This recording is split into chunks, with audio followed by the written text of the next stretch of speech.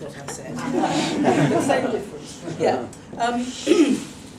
I've been a legal aid lawyer for over 35 years. I'm a mental health and human rights lawyer, so I'm on the civil side.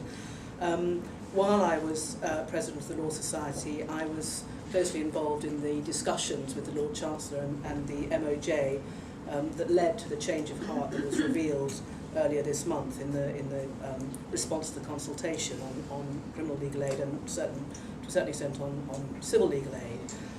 I know that people have very mixed feelings about whether it was a good thing to do or a bad thing to do, but anyway, if it was a bad thing to do, I'm sorry. If it was a good thing to do, I'm not. One of the things that I didn't know before I became president and found out, because there's a lot of foreign travel, shame, when you're president, and because I'm a legal aid lawyer, not an international lawyer in any way, I wasn't aware of the reputation that our profession has around the world. I was just knocked out by what people said about our jurisdiction, about our commitment to the rule of law, about our commitment to access to justice, about the professionalism of our lawyers, and it gave me a really warm glow that it wasn't just everyone thinks they're best, don't they? Or I hope everyone thinks they're best, but actually other people were saying, no, you really are best, and it was a very good feeling. And of course, we mustn't let the austerity regime damage that. I slightly disagree with Emily on the creativity of lawyers. I think lawyers are very creative. I think they're innovative.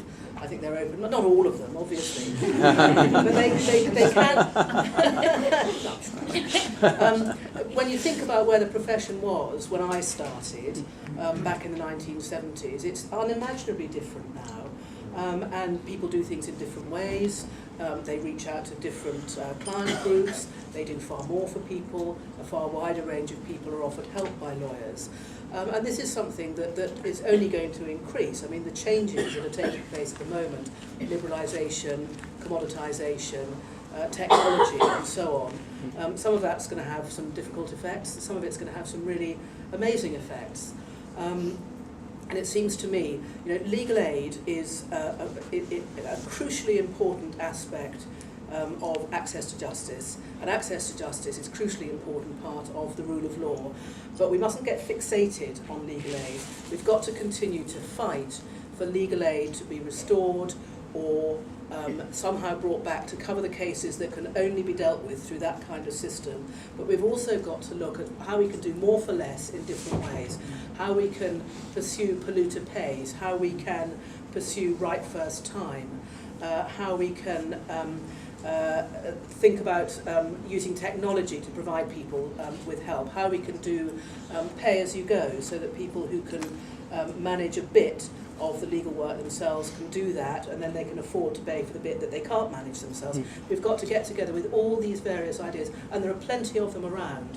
There are people doing good stuff all over the country, and we need to capitalise on that. We need to bring it all together, and we need to work out ways of ensuring that people do continue to get access to justice, which isn't just access to the court, it's also getting their problems sorted out before any question of going to court.